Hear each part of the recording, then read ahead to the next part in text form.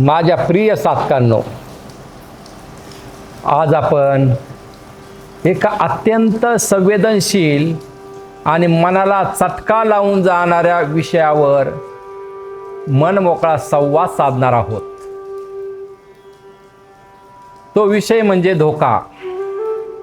आजची जी तरुण पिढी आहे ती एका सुंदर वयातून जात आहे.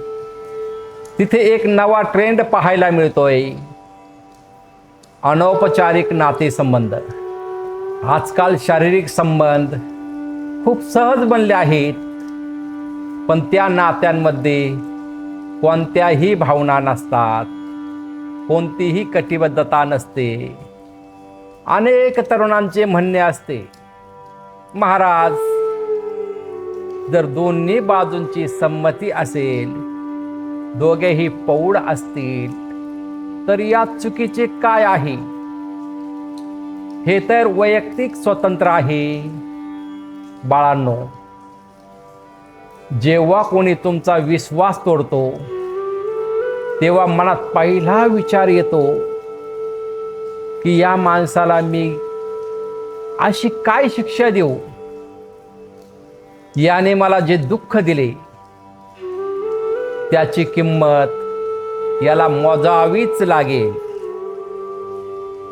किंवा अनेकदा आपण स्वतःची समजूत घालतो की आज नाही तर उद्या देव त्याला नक्कीच शिक्षा देईल. पण आज मी तुम्हाला याचे उत्तर देण्यासाठी कोणताही धर्मग्रंथ उघडून बसणार नाही किंवा कोणतीही भीती घालणार नाही. आज आपण या विषयाकडे एका वेगळ्या दृष्टिकोनातून पाहणार आहोत. निसर्गाचा नियम आणि या मानवी शरीराचे एक अद्भुत सत्य. हे सत्य समजून घेतलेत तर कोणतेही बंधन न घालता तुमचे डोळे स्वतःहून उघडतील. मानवी नात्यांचे परिवर्तनशील सामान्यात आपण समोरच्याला काय शिक्षा देतो? चिडचिड करणे, ओरडणे, आबोला धरणे, हे सगळे तर आधीच होऊन गेलेले असते, पण तरीही तुमचे समाधान होत नाही.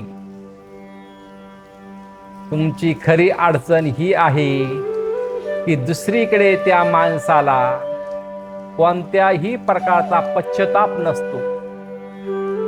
कारण लोक तेच करत असतात जे त्यांना करायचे आहे, ते नाही जे तुम्हाला हवे आहे. ते योग्य की अयोग्य मी याच्या नैतिकतेत पडणार नाही, पण माणसाने दोन व्यक्तींमधील आपसी समज तोडलेली असते. माझ्या राजांनो, एक गोष्ट मनावर कोरून ठेवा,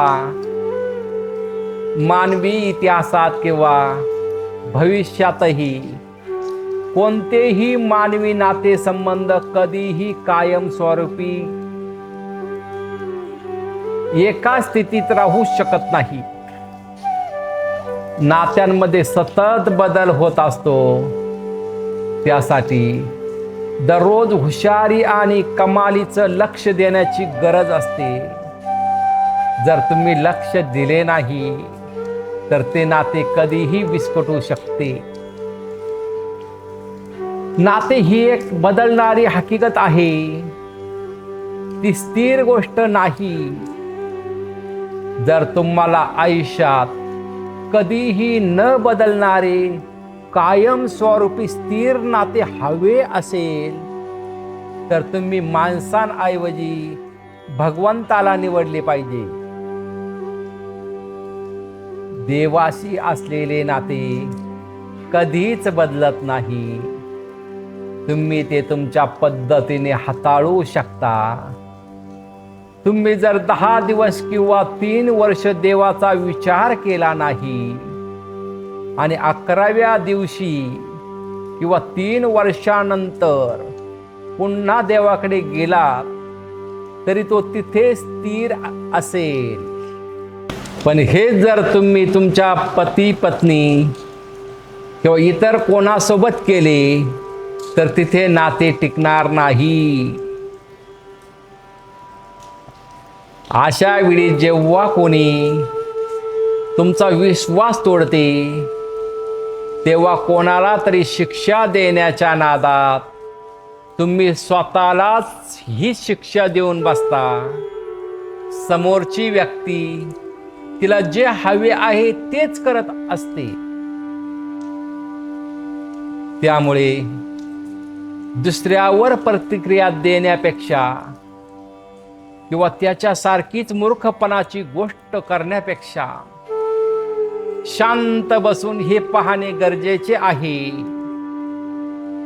की तुम्हाला स्वतःच्या आयुष्यात नक्की काय हवे आहे. जर तुम्ही मनाची शांती गमावली तर आपल्या दररोजच्या पूजेतील प्रार्थना किंवा एखादा पवित्र संकल्प पूर्ण करणेही कठीण होऊन बसेल.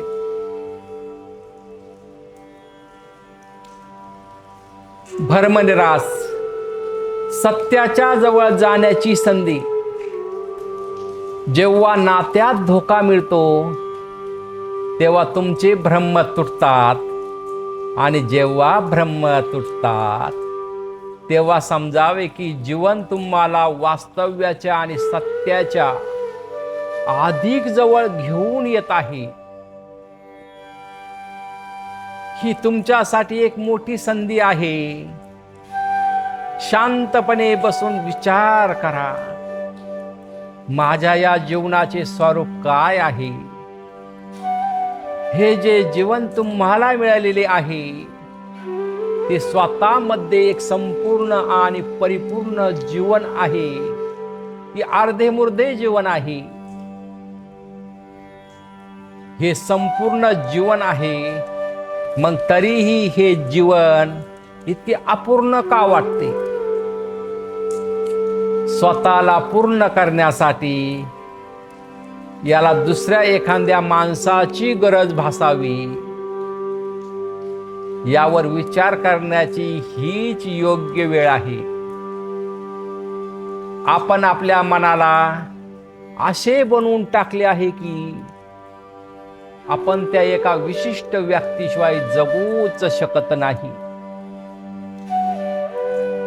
याचा अर्थ आपण आपल्या जीवनाची पूर्णता ओळखलेलीच नाही.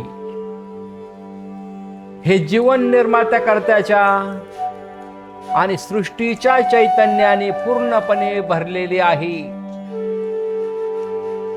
जेव्हा जीवन तुमच्या दारावर धोक्याच्या रूपाने अशी थाप मारते तेव्हा ती वेळ दुसऱ्यावर चिडण्याची किंवा त्याला धडा शिकवण्याची नसती, तर स्वतःच्या आत डोकावून पाहण्याची असती. कोणालाही शिक्षा देऊन तुमचे जीवन सुंदर किंवा रूपांतरित होणार नाही. सुटाच्या भावनेने तुम्हाला 2 दिवसांचे हलके समाधान मिळेल, पण काही दिवसांनी जेव्हा तुम्ही मागे वळून पाहाल तेव्हा तुम्हाला स्वतःचीच लाज वाटू लागेल. म्हणून त्या मार्गाला जाऊ नका. सातकांनो, समोरच्याने तुमच्याशी जे काही केले, मग तो धोका असो, घटस्फोट असो किंवा एखाद्याचा मृत्यू असो, मूळ गोष्ट ही आहे की तुम्ही एखाद्या गोष्टीपासून, आनंदापासून वंचित झालात. समोरच्याने ते कसे केले हा प्रश्न नाही, तर तुम्ही स्वतःला अपूर्ण मानत होता म्हणून तुम्हाला दुःख झाले. जर तुम्ही स्वतःला एक संपूर्ण जीवन म्हणून विकसित केले तर तुमचे नातेसंबंध पूर्णपणे वेगळ्या स्वरूपाचे असतील. मग नात्यात एकमेकांना पिळून काढणे किंवा अपेक्षांचे ओझे नसेल तर केवळ आनंद वाटून घेणे असेल. त्यामुळे आजपासून कुणीतरी मला धोका दिला हे म्हणणे बंद करा. त्याऐवजी असे म्हणा की कोणीतरी मला ब्रह्माच्या दुनियेतून ओढून परम सत्याच्या मार्गावर आणून उभे केले आहे. खरे तर आपण त्या व्यक्तीचे आभार मानले पाहिजेत, त्याच्या प्रती कृतज्ञ राहिले पाहिजे. विचार करा, तुम्हाला आयुष्यभर किंवा मरणाच्या दारापर्यंत भरमात ठेवण्याऐवजी त्याने इतक्या लवकर तुम्हाला या जगिक वास्तव्याचा आरसा दाखवला. नाहीतर हे सत्य तुम्हाला थेट मृत्यूच्या वेळी समजले असते, जेव्हा तुम्ही भीतीने म्हणाल, मला भीती वाटते, तू माझ्यासोबत चल, आणि समोरची व्यक्ती म्हणेल, नाही, मी नाही येऊ शकत. शेवटच्या क्षणी हे कटू सत्य समजण्यापेक्षा जे आजच समजणे कितीतरी पटीने चांगले आहे. निसर्गाचा हा संकेत समजा, अंतःकरणात एक शुद्ध संकल्प करा आणि समजदारीने जगा. माझा आशीर्वाद सदैव तुमच्या पाठीशी आहे. श्री गुरुदेव दत्त.